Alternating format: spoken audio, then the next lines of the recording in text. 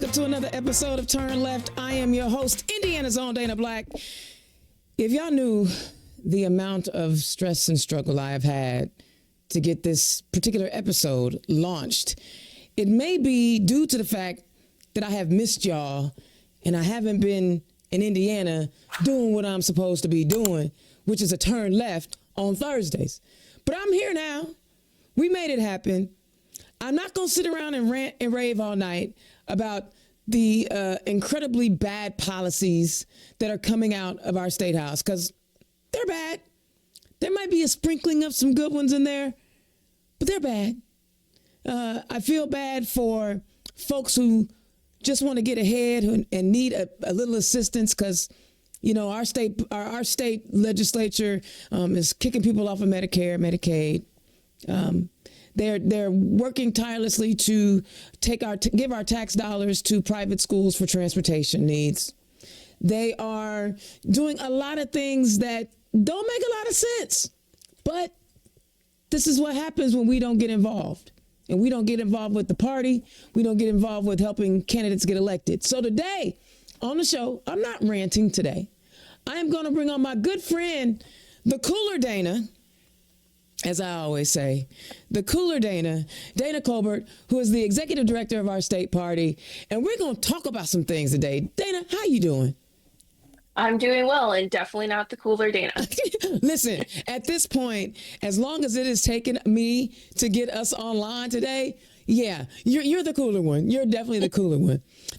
I know that there's a lot going on, and people don't necessarily always understand how they can help, how they can get involved. And I know, Dayna, they reach out to you, they reach out to me, and we decided to put this these instructional series together so we can help people navigate what to do. Why do you think it's important that people understand how the party works, how bills work, things like that we're going to talk about tonight? Yeah, I think it's important because in order to get involved and to be involved effectively, you need to know what's going on. You need to know the structure so you can figure out where your best entry point is. I love that. So, we know one of the things I always say, the party is supposed to help provide resources. So that's what we did. And we even got like visuals. Come on, Dayna. I've got the INDEMS organizational chart up. Will you kind of walk us through this organizational chart and how it works in conjunction with all the things that are happening in the world? Yep. So at the top, we have the DNC, the Democratic National Committee, and they really set the tone for our state parties and help support our candidates. So we just elected our new DNC chair, Ken Martin, at the beginning of the month, and he is also a former state party chair. So we're very excited that he understands really the work of the state parties, the great work that the state parties do, and will be able to support us even further. I love that. And so that's the top rung. Now, does the DNC really kind of like tell you what to do as a party, as a state party? No, really, honestly, it's kind of the opposite. We let them know the resources that we need and how they can best support us. They will give us some of that national messaging, some of the presidential information, that type of thing. But it's really us saying, hey, like, thanks for your support. We need these types of support too, and they can help provide us with that. I find that interesting because a lot of people think that the DNC dictates to the state parties what we can and what we can't do. And you just clarified, no, it goes the other way. They help us with resources. One of the things that I think fascinating is that you can, for several different reasons, you can apply for grants, right? The state party can apply for grants from the DNC to help fund some of the functionality that we do down here at the state party, correct? Yes. Last year, we applied for multiple grants and got them. So they were able to go to some of our jobs, so paying the salaries for some of our full-time as well as some of our part-time staff. I love it. So let's talk about this state party, right? I'm going to make you laugh a little bit. Is the state party supposed to give every candidate that's on the ballot a check? No. Well, I mean, honestly, I understand, I ran for a very low level office before. I've worked with a ton of candidates. I understand the request to have that money, but if you just think about it, that's a very large request of finances, and the state party is run entirely on donations as well. So we don't want to compete with the candidates for those same dollars. We want them to get those dollars directly, and we support the candidates in a variety of other ways. I love that. So talk about, before we break it down to the constituency, talk about some of the ways that the state party supports candidates up and down the ballot, and even other county parties, right? Yep. Yeah. So the state party, we help recruit candidates. We also work closely with our House and Senate caucuses, and those folks are specifically focused on our state House legislature candidates. So we'll work with them and help provide trainings and other materials. So a lot of what we've done in the past is host a variety of trainings. We've hosted a county party summit, included candidates in that at French Lit IDEA in August. Then we also include trainings for candidates as well as county party members. And then just, a variety of other ways to help support candidates. But those are some of the key ones that especially newer candidates really need to understand the nuance of not only campaigning, but also some of the legal aspects, what they can and can't do. I love that. And I'm being facetious here. So probably if you're running for president, you won't show up at a county party summit in January of an election year, will you? Yeah, probably not. If you're running for president, then theoretically you have known a lot of those things that we would be presenting at the summit. I'm being funny. So let's talk about these different buckets in the organizational chart as it relates to the state party. What are the constituency caucuses? So our constituency caucuses, if you go back to the show that I was on last month, we talked about those really briefly, but those are groups that represent traditionally underrepresented folks. So we do have 7, and again, going to name them off the top of my head. Come on. Starting with the one that was last time, we do have Stonewall, we have the Indiana Young Dems, we have the College Dems, we have the Women's Caucus, we have IDAC, which is the African American Caucus, we have Labor, and then we have the Latino Caucus. So talk about this. We say underrepresented. So basically you're saying, listen, we recognize that in Indiana, right, it's 89% white, 89% white.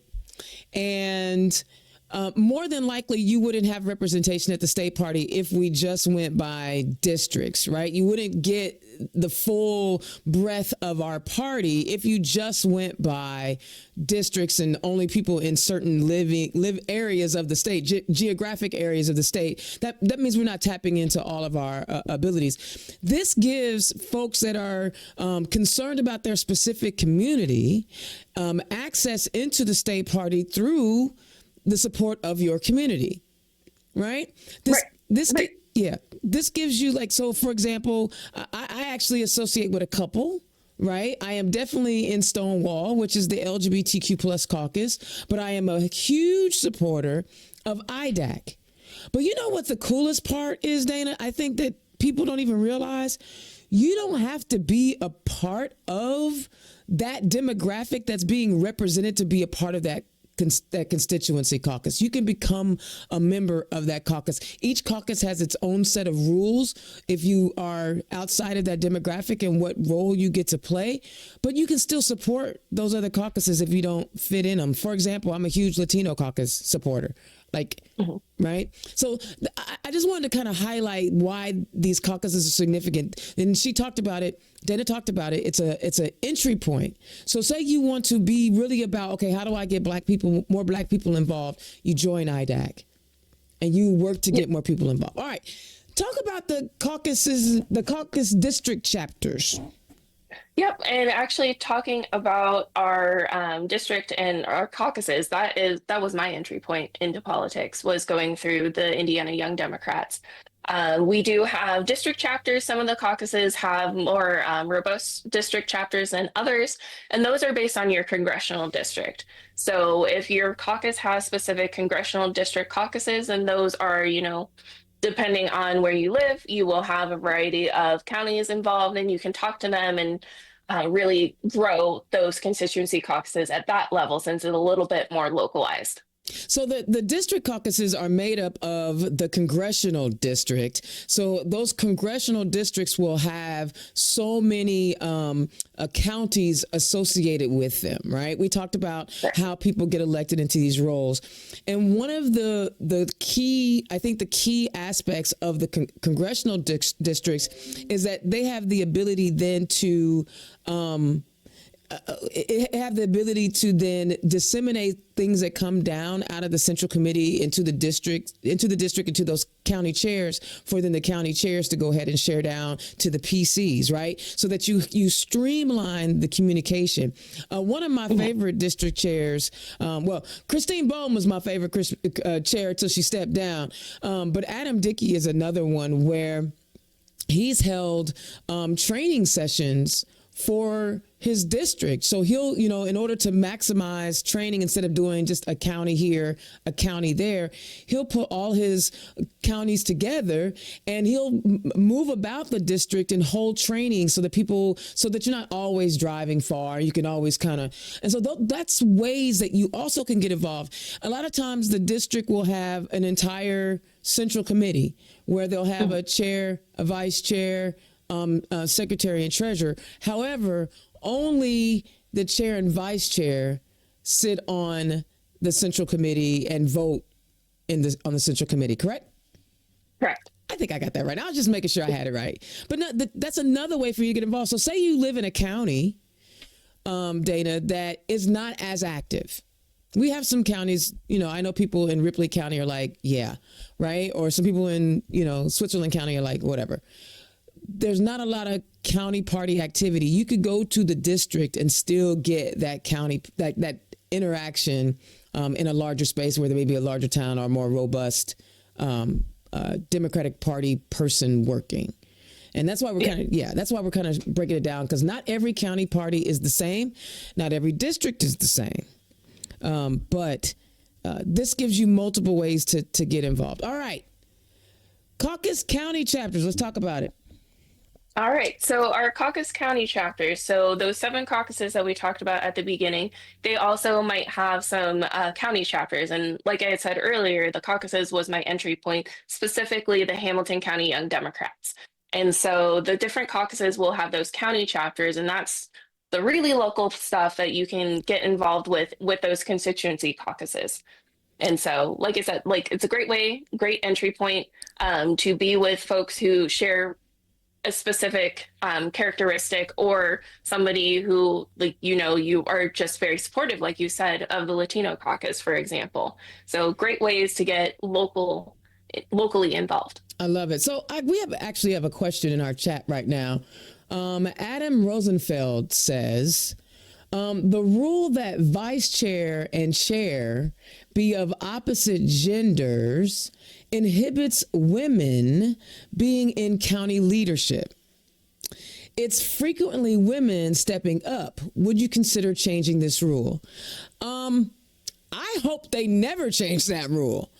I'm going to be completely honest, because think about how long it was that men dominated our parties, right? And men, we literally you got to have gender balance. Right. So I know right now it seems frustrating that, okay, there has to be gender balance, but more women are stepping up. But there was a time it wasn't that way. There wasn't that way. And so I would never want to change that and make it go back.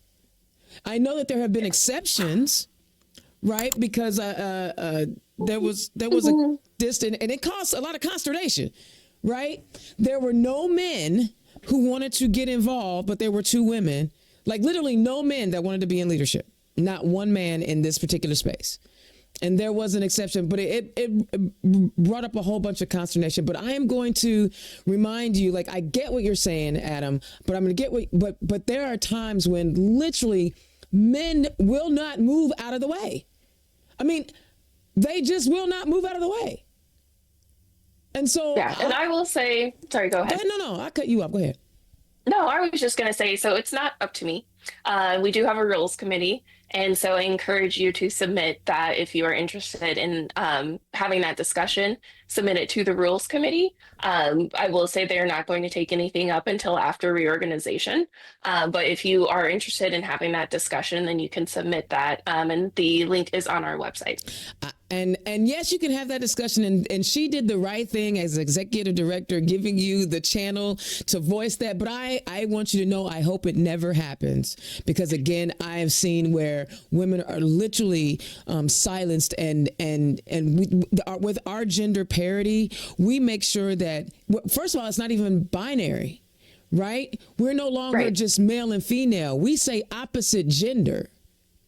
Opposite gender. So you can be a woman and non-binary, a male and non-binary. I like that, because you make sure that you're getting differences of opinions in that. So, Adam, thank you for asking the question. We really appreciate that. Yes. Dax said they love the fact that our party recognizes being opposite gender and non-binary. See, y'all listen to Turn Left. Y'all gonna learn some things. All right. So we talked about the congressional district caucuses. We talked about the district chapters, county parties, and clubs. I want to talk about county. What's the difference between the county party and a club? Yep. So we have in the rules, there are specifics that a town/city club do have to follow. Essentially, those are created around the municipal elections. If you're going through the rules and those clubs that are listed in there. And then the county parties are the ones that are established, and they stay every 4 years. Those are them, along with our precinct committees and precinct chairs. Those are super grassroots folks. Those are the folks who are doing a ton of the work and not being paid. They are entirely volunteer. I'm making that plug because I'm a former county chair, and I understand the work that goes into it. Absolutely. And again, these are, so say you don't actually get in leadership at the county level, you can join a club, and they may have different sets of activities, and you can cut your teeth in party leadership in your clubs, right? Because the rules are not quite as stringent as the county parties, but there are rules that you have to follow. But this is just multiple ways for you to get involved, right? Like, so there is definitely, I've seen, you have the, in Ohio, the Lorain County party, but then they have the Lorain County Democratic Women's Caucus. Right, mm-hmm. Where they're, and I remember Hamilton County had one, if I'm not mistaken. They had a women's caucus, yes, where they had a women's caucus club that was, just focusing in on the issues that were concerning women, but that didn't break any of the county party rules. So there's again, more ways to get involved. Now, the piece de la resistance, the most important person in this party structure.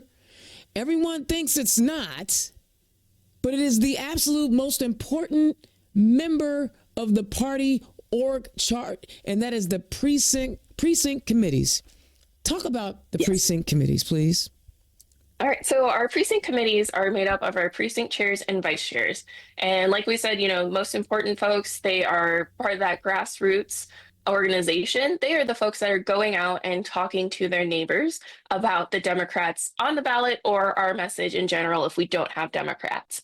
And so those are elected at the midterm elections, the precinct chairs are. But, we can always appoint folks outside of right now.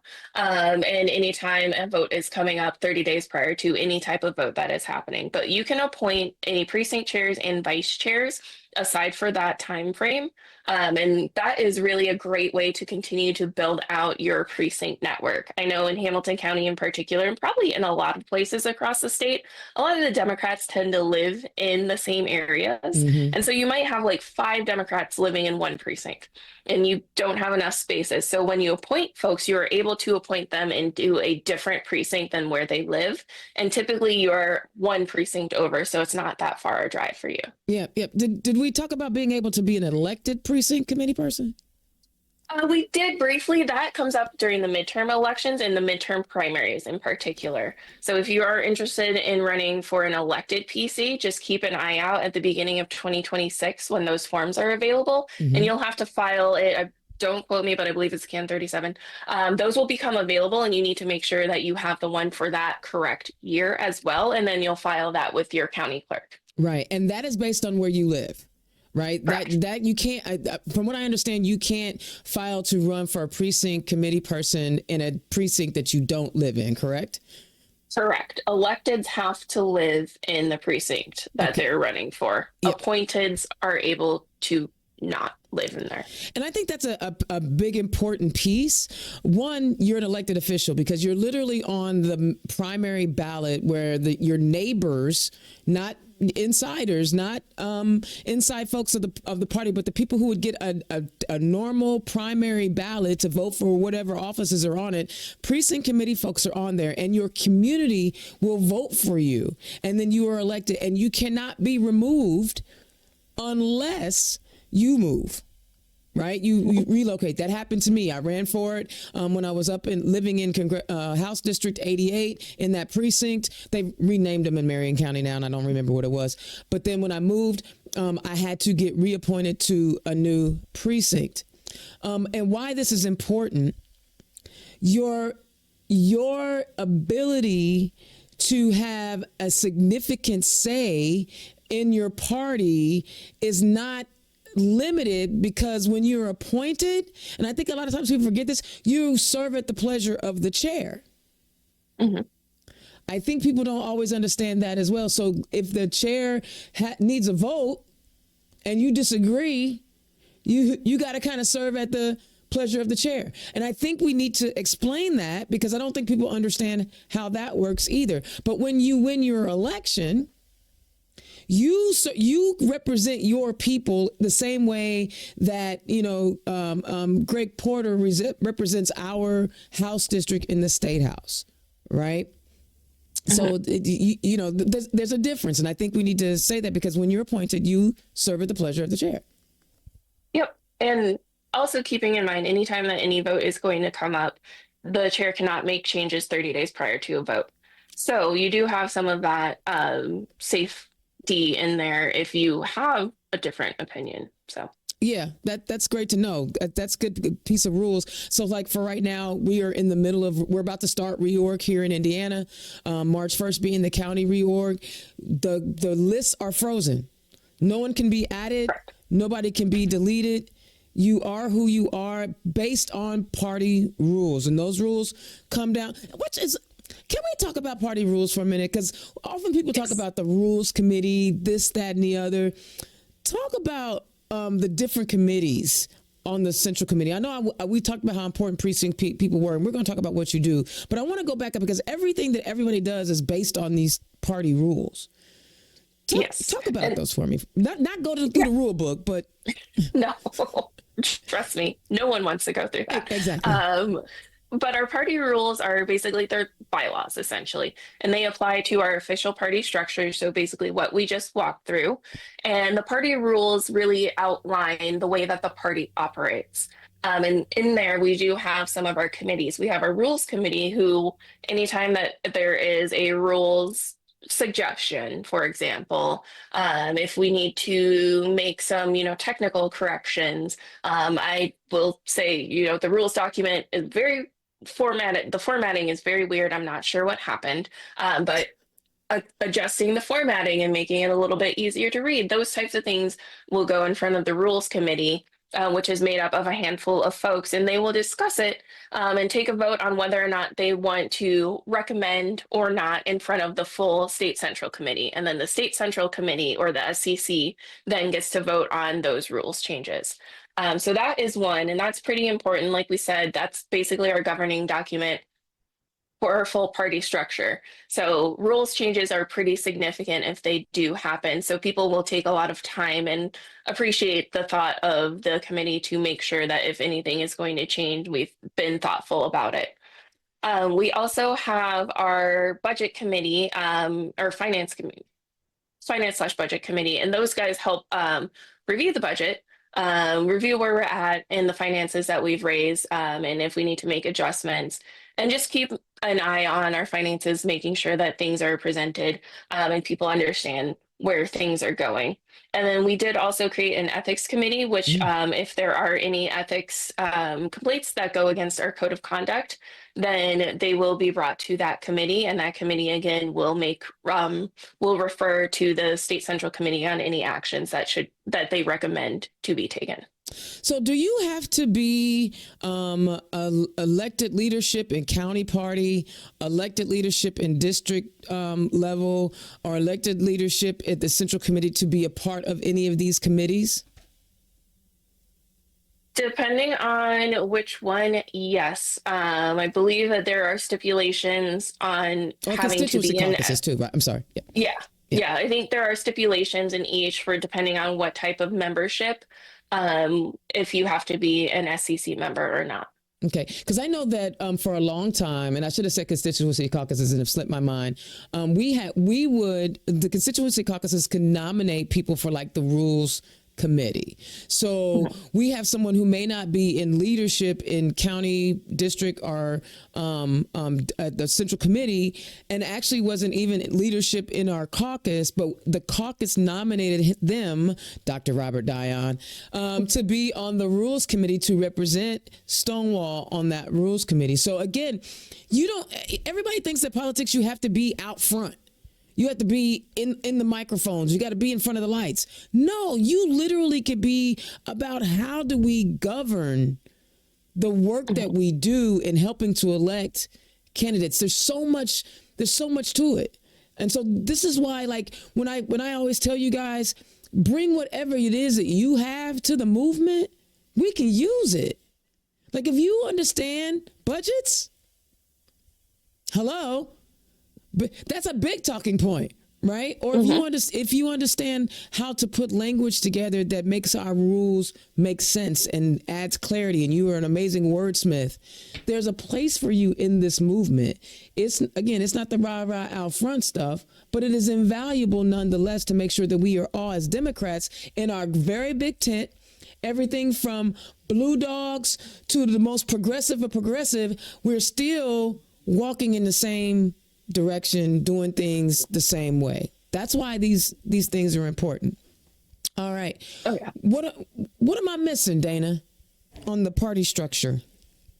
Let me thinking very quickly. We also have deputy chairs. That was not. I don't think that was on our graphic. How can we forget deputy chairs when I was a deputy chair? Yeah, that's a good point. So this is a work in progress graphic, and we will get that updated. But deputy chairs are, again, the state party chair does appoint those folks. And I don't believe there's like a hard and fast, these are the 5 areas that these deputy chairs are. We do just have 5 deputy chairs. So each state party chair can come in and say, these are the areas that we do really need to focus on. And these folks have the strengths in these areas. And then they can appoint those deputy chairs for that as well. I loved it because after I ran for office in 2016, no, Dayna, they didn't tell me that when you run for office and you start learning about the things that are happening in your state, it was like taking your first hit of crack and you would be completely addicted to this work from then on out. So when I finished running for office and the campaign was over and I had lost, I was like, I'm not done yet. And so I went to the then executive director, Brittany Solis, and I was like, I want to do more. I want to do more for the party. Then I went and talked to the then chair, John Zodi, and I was like, John, I want to do more. And they saw what my strengths were when I ran for office, which was community engagement, talking to people, getting people hyped up, and, all the things that I'm good at. And so they said, okay, we're going to make you the deputy chair of engagement. And literally, that's what I did. I went out, and whenever I showed up, the party was there. Right? People weren't saying, well, the party never shows up, because if Indiana's Own was there, I'm representing the party is here. And that's the value of deputy chairs. So for example, Nicole right now, who is also the Bloomington City Clerk, is the deputy chair of cities and towns. So because she's the municipal clerk, she has a unique insight into what it is that the municipalities may need in terms of recruiting candidates and the type of work that's really. So there's so many different ways that you can be engaged, right? All you got to do is talk to somebody. I keep telling y'all all the time. I'm not going to put Dayna's information out there, but I'm going to tell y'all. Dayna at IndianasOwn.com, DANA at IndianasOwn.com. I can talk to you about all of these different things because there's so much to do. All right, Dayna, next. Yep. I think the other thing that is not because it's not in the rules, but is part of the party structure is the staff. So obviously I am a staff member. I'm the executive director. And then just a heads up, we have 4 other staff members. So we have the state party chair, me, and then 4 other staff members. So we are not a massive organization of folks who are being paid to do this work. We do have a total of 6 people to cover the whole state. So we do have a communications director, we have a fundraising coordinator, and then we have 2 folks in our data team, and we have a data and organizing director and our voter file admin. So those are the folks at State Party. Just wanted to have a quick shout out to our staff. I love that. And here's the thing. I got another message in my inbox today when, all the crazy that is going on, especially at the federal level, but it's at the state house. And people reach out and say, what are Democrats doing? They're not saying, what are we doing? What are they doing? How are we? Literally, they say, what are Democrats doing? And I had to post today. That's not the question you should be asking. The question you should be asking is, what as a Democrat are you doing? Right? Mm-hmm. Because we're not like, it's not this mythical, magical, thing that we snap our fingers and things happen. No, we literally told you county party chairs are not paid. They're volunteers. District chairs are not paid. Caucus leaders are not paid.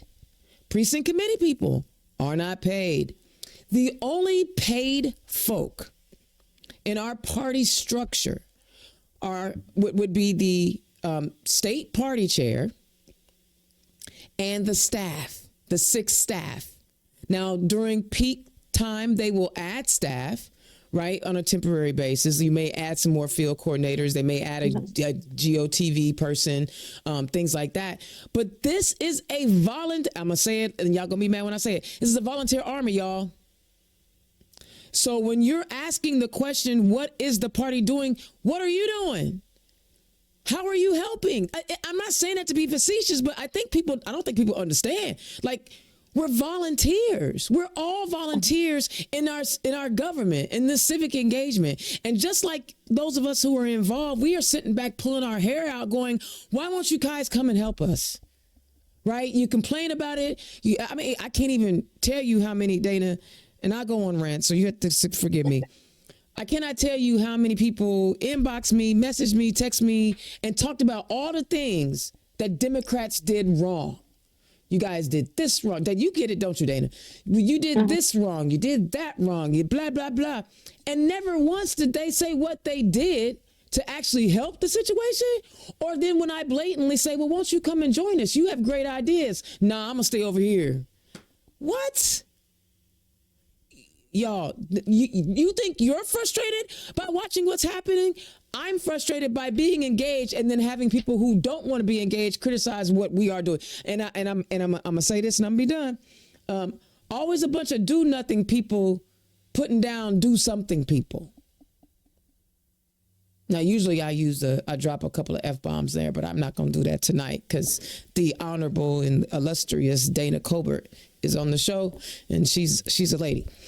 So, guys, we just told you how you can get involved with the party. There's ways to get in. You can reach out to your county, your precinct committee person, you voted for them. If you don't have one, reach out to your county party. If your county party isn't as active as they should be, start one. I'm sorry. You thought I was going to say something else. No, start one. Be the person that starts your county party. Get with us and find out what the rules are, right?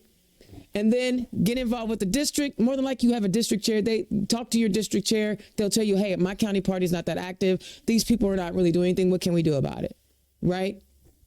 And then go on up there. So there's lots of ways to get this done. There's lots of ways. You can either sit back and complain and do nothing, or you can get up and volunteer and help us do the work with the rest of the volunteers. Because that's all we are. We're volunteers. All right. We're not this superpower. Okay. We're done with this chart, right? Yes. All right. All right. So, Dayna, I know I was a young person. I watched Schoolhouse Rock. And I'm just a bill. Oh, yes, I know the song backwards and forwards. But I thought it was wonderful that you said, well, you know what, Dayna? We need to talk about how legislation is made and how it gets passed into law. So the second half of our Turn Left tonight, we are going to talk about, because it's the party that helps to support the candidates who are running for office, who are going to be writing legislation that get turned into bills. So that's why we went that route first. So talk about what is legislation? Let's just start there. Yeah, so legislation is our laws. Right now, we're in the middle of session, which is when our legislators are, specifically, we're talking about our state legislature, so our House and our Senate electeds are in the state House every week talking through the bills that they're proposing to become our laws. And they'll go until April this year. And so we won't go into the makeup of the legislature, because we did talk about our Democratic caucus in the Senate, and we have a Democratic caucus in the House, and they have a tendency to get together and work and try to figure out how to make good bills better or make bad bills better, or strategize on how to, they work together to try to help push good policy forward the best that they can. And I say that because this is why it's important for you to get involved. The other side has a supermajority. Democrats only have to come to work and they can do whatever they want. So we get mad about a bill that's coming through and we take our behinds down to the state house, but we don't show up at the polls in primary time and general election time. So legislation. These are the bills. Talk about where a bill comes from. Who introduces a bill? Yep. So our legislators will introduce a bill at the beginning of the year. And depending on which chamber, whether they're in the House or the Senate, that is where they'll file those bills. And once the bills are filed, what is do we know the filing process? What is that like? I do not have the specifics on that, but they go and they will submit that bill in the language. Yeah, and see, I often see like Fatty Cadora is good at taking his picture with his, like, I just submitted this bill. I've seen Robin Shackelford. I just submitted this bill, right? Highlighting to the community what they are actually submitting so that you guys know that they are actually doing the work.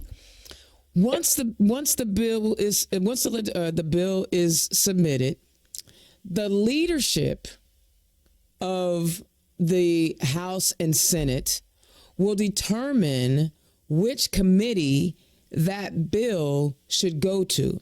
Here's the thing, y'all.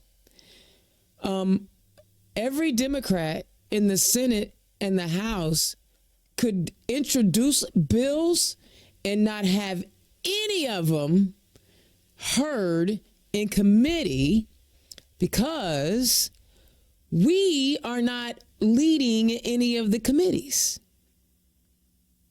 So what do we mean by committees? There's a lot. I'm going to pull this up just so we have it. And I want to just kind of get into it just a little bit because people need to understand, right? Committees, standing committees. So you have Senate standing committees and House standing committees. The beautiful part is you can go on iga.in.gov and find all of this out. Like, there's no secret. Like, you can literally watch them argue over legislation online. I do that every day. It's like better than listening to R&B music. I'm listening to these people fight it out. But you can, like, there's in the Senate side, you have like the Agricultural Committee, Appropriations, that's the money one. So in the House, it's like the Ways and Means, the money one. So when Braun said HB House Bill 1001, which is the budget bill, it gets done in the House and they argue it over the floor. We barely can get any amendments. They ran through, I think, 13, 14 amendments yesterday to improve HB 1001, and they all got voted down because we didn't have enough votes. Right? Yep. So we're telling you this because it's about how we can't stop things if we don't actually show up in May and in November to put people in their seats. Okay, I mean, so then you have like on this House side, you have the Insurance Committee, you got the Judiciary Committee, local government. On the Senate side, you have joint rules. There's a lot of them. I'm going to drop that in the chat so that you guys can just go take a look at all those committees. Once the bill gets into committee, the committee chair still has an option of hearing it. So what do you mean, Dayna? Well, the Speaker of the House, he divvies up the bills to all these different committees.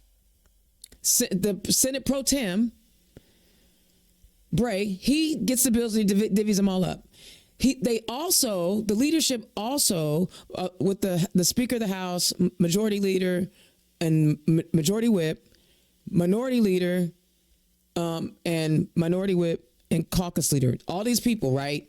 They get together, they decide on who's going to be the leader of the committees, and they also decide who's going to be the ranking members, right?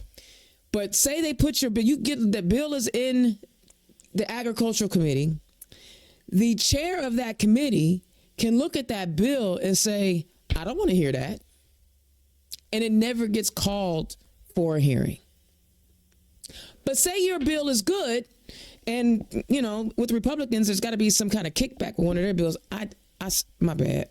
Dayna didn't say that. I said that. Once the bill gets heard, Dayna, in committee, what happens? Yep. So very quickly step back. Okay. When they get assigned to committee, that's called first reading. So you might hear people talk about, oh, it gets first reading. Then assigned to a committee, it's basically a procedural step.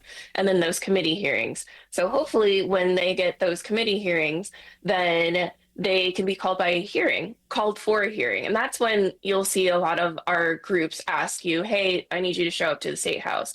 I need you to provide testimony for or against these bills once they are assigned a committee and are able and up for a hearing. And so the deadline for those hearings was this week. Actually, honestly, all the deadlines are this week. Yeah. So it's a great time to be talking through this process. Oh, I love it. And so the deadline means if the bill is not heard by the deadline, that means it's dead. And it doesn't. So right. There's also another rule that you guys need to understand. Like each elected official in the House and Senate has a finite number of bills that they can introduce. So Wesco, which I am not a fan of, had one of his bills tossed out because he had one too many.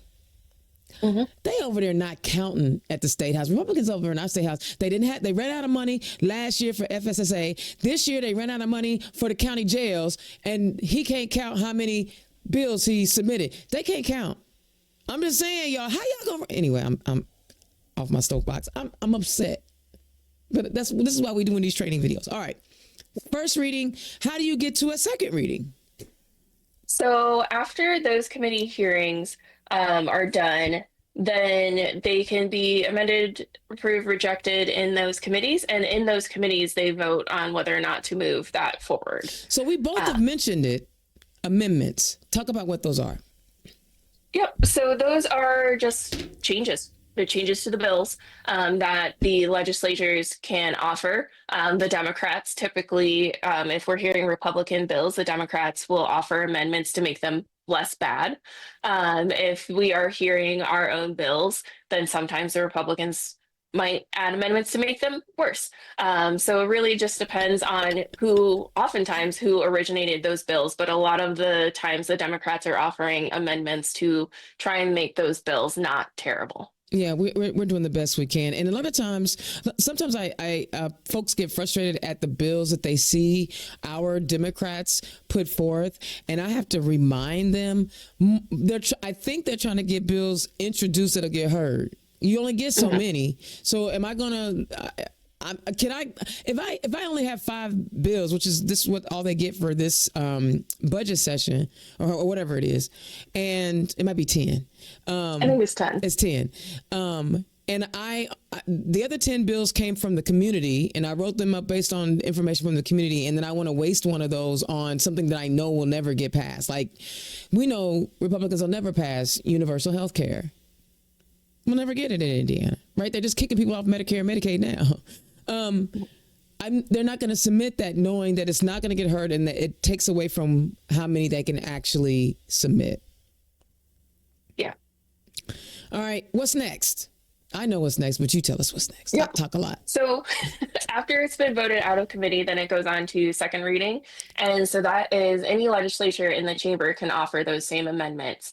So the first time is just the folks who are on that committee who can offer those amendments. The second time is when everybody in that chamber, so the House or the Senate, can offer amendments. And those amendments have to be passed by a simple majority. And if you watch that, a lot of times amendments are voted on by party lines, which is very unfortunate. It's incredibly unfortunate because we don't have enough.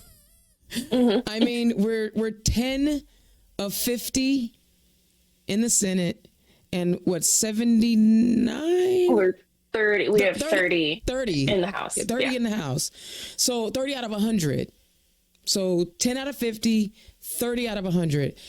Please tell me, y'all, what the only way that we typically can kill a bill is if corporate Indiana gets involved.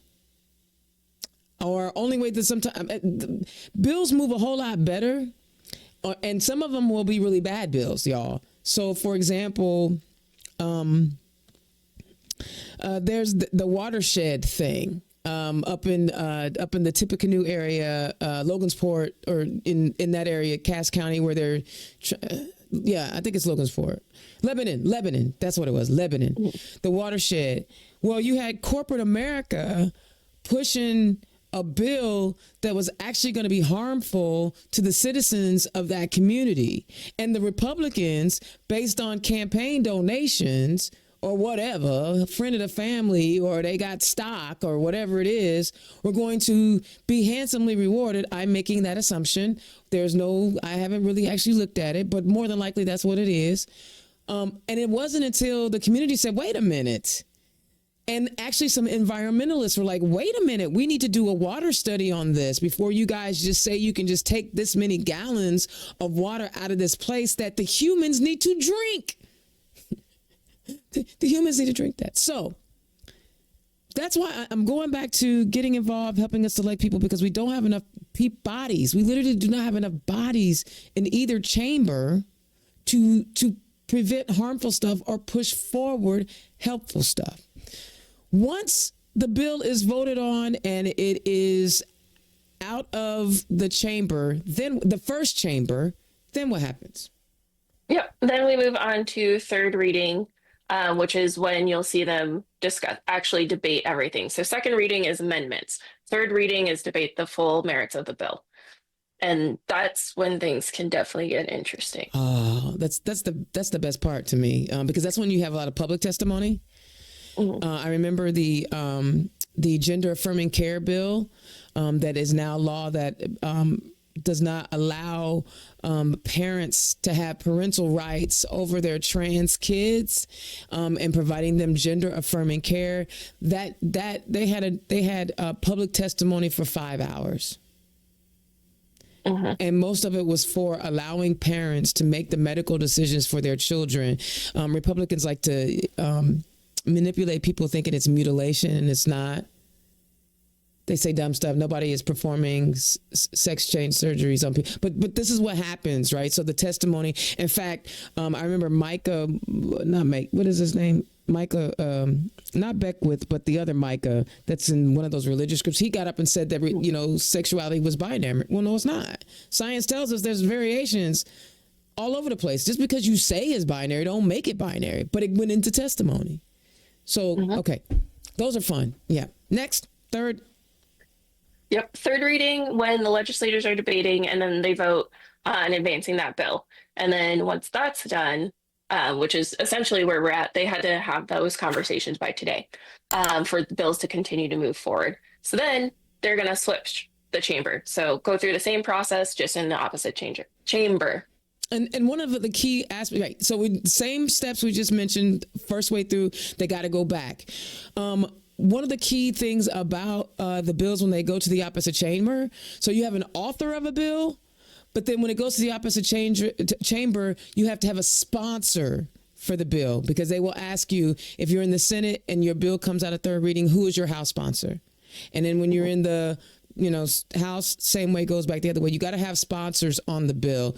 Goes through the process all over again. We have seen where bills that passed one chamber died in committee in the other chamber, or died in final reading in the other chamber. So that's why it's important that you stay. If there's a bill that you care about, you stay with it all the way through, because you may not have been able to influence the 50 senators in one chamber, there might be 25 House members that you might be able to sway that will kill the bill over there, or a committee member, one or two committee members in a committee that you can kill the bill. So don't give up when everything switches chambers. Just stick with it. You might be able to fix it. All right. So now we've gone through both chambers. What happens? Yep. So let's say the bill passes both chambers and there's no more changes. Then it goes on to the governor's desk. And the governor can decide on whether or not they want to sign the bill, let it sit there for 7 days, and then it'll go into effect, or veto the bill. And if the bill's vetoed, then it goes back to the legislature and a simple majority overrides the veto. Absolutely. And there's nothing we saw last year or not last session or session before, where Holcomb vetoed a bill, went back to the chamber. They were like, yeah, whatever. Right. This is the checks and balances that Donald Trump hates. And Congress has abdicated. They have just said, no, we don't want to do this. We're just going to. They robbing us. That's the waste and fraud. Republicans in Congress. All right. Yeah. And I want to jump in. We've said a simple majority a couple of times. I don't think we've clarified that. That's 50% plus one. So for the Senate, that's 26. For the House, that's 51. So, and that's what we were talking about. If you watched any of the turn lefts last year, we were talking about, hey, we only need 4 or 5 seats in the House to stop the supermajority, which means we can really halt bills. And that's also why I reach out to my elected officials who are in safer seats because of gerrymandering, to help fundraise and help uplift candidates that are in 60-40 seats, 50-50 seats, because a couple $100 could go a long way in getting you some help in that chamber. So it's not just the lay people out here that I say, come on and join us. There are some elected officials where I need y'all to do a little bit more. I said it. You don't have to say that, Dayna. I'm going to say it. I feel emboldened because we're watching our democracy fall down around us, and I'm really tired of people not seeing what the heck's going on. Okay, so we talked about how a bill becomes a law. One of the things we also ought to mention is usually they put a date when it goes into effect in the bill. So it's very rare that a bill will go into effect at the end of session. Usually they'll give, especially if it has a spend attached to it. So for example, the legislator passed legislation that said that all public meetings needed to be live streamed in one way or another.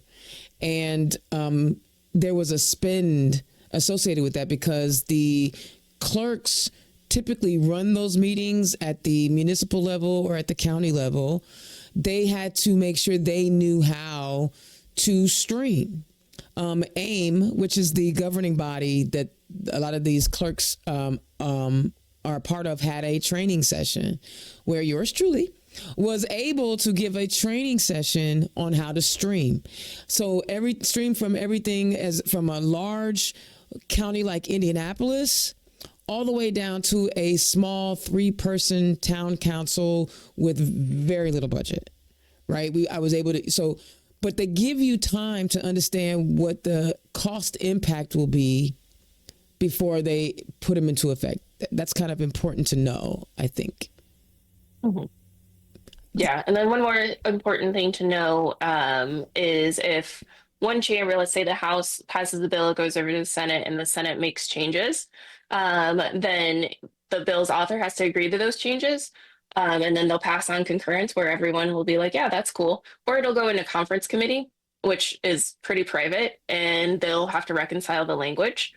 And sometimes we'll get past legislation that we thought was dead popping up in some of those bills. So what? Wait, you got to keep an eye on everything. Wait, say that again, because I think you just said a humdinger right there.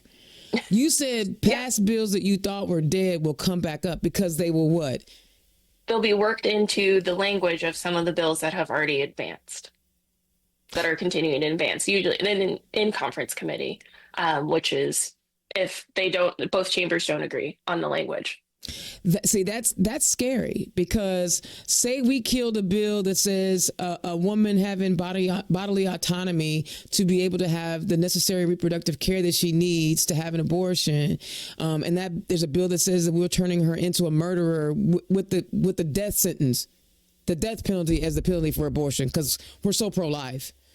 Do they not even understand how stupid and hypocritical that bill is? Okay.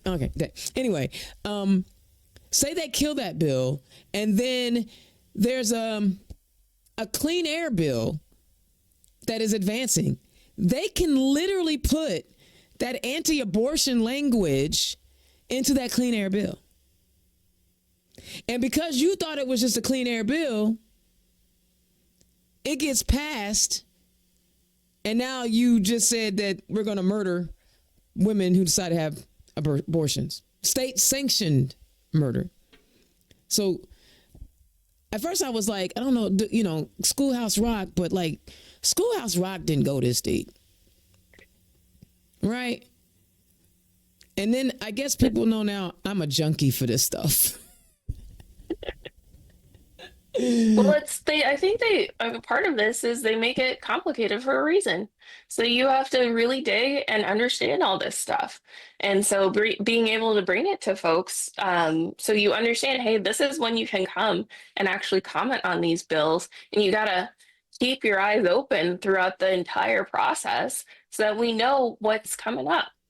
Yep. And one of the great ways that advice I've given to people, whatever bills have they have a domain, right? There's going to be reproductive bills. There's going to be environmental bills. So find that space. There's going to be criminal justice bills, things like that.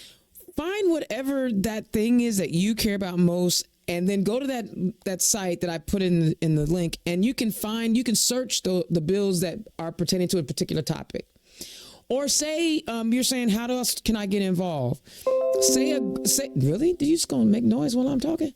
Say a group of you guys want to understand what the most important bills is. You can take several bills and then divvy them up.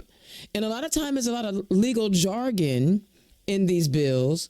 But one way that it will help you is to understand the language, because there's a lot of legal jargon. I'm going to open up a bill so that I can.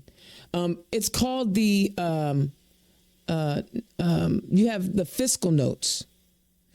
The fiscal notes. So you have the legislation in the bill where they've written out the bill and added or deleted language that already exists in code. Right. So There's state code is the legal jargon. And so it'll be hard to read. They'll bold it, but it'll be hard to read. But if you really want to understand what the bill's intentions are, then you can look at the fiscal notes that is attached to that bill, and it'll be plain speak, and it won't be legal jargon, and it'll make sense. And then you can understand, well, is this a good bill or a bad bill? Also, there are organizations like the ACLU, organizations out there that comb through bills to see if they're problematic. Like Common Cause is another one. Moms Demand Action. They will have like ISTA is another one where they'll have like have legislative watches for you, right? We're watching this piece of legislation because it's harmful this way, or we're watching this legislation because it's helpful this way. So you don't have to try to digest all of it, because golly, there's like thousands of bills that are introduced. So divvy them up, look them up by topic, or if there's an organization that you follow, go see what they're following. And that'll help you understand how to get in the fight. Right? Yes, I am the nerdy policy wonk that while I'm at work and everybody else is listening to music on their headphones, I'm listening to legislation. And it's hard sometimes when there's 5 committees going on at one time. Can't get to them all. That's done on purpose too. And think about this. If I have 30 people to send to all these committees, and they only have 10 people to send to all these committees, how much are they actually getting in? Because as 30 people, I only need to have maybe 2 or 3 of my people. On the Democratic side, you're going to be overloaded with committees. Same thing in the House. And I've literally watched my elected official literally run from one place to another and go, okay, wait, Senator Pohl is excellent at this. He'll say, I just came from the committee. I need you guys to repeat this.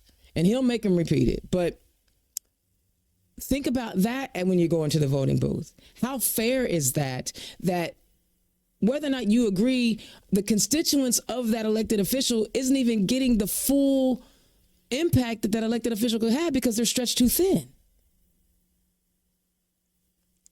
That's okay. So I didn't think that this was going to be an hour show, Dayna. So that's really my fault. That's all right. Because understanding the party structure, understanding how bills become a law in our state house, because I imagine there are different rules for different state houses, was way more important to break down and be clear. Because we are talking about getting people engaged in a time when they are literally trying to dismantle every institution we have in America. One of the cool things is, just like he's writing those executive orders in Washington, the next president can get rid of those executive orders. So legislation is how things get ingrained, and it's much harder to change a bill. That's why Obamacare is still there, because it's once you write it into the law, it's harder to get rid of it. And even though it was one vote from a dying man, thank you, Senator McKay, it's still harder to get rid of.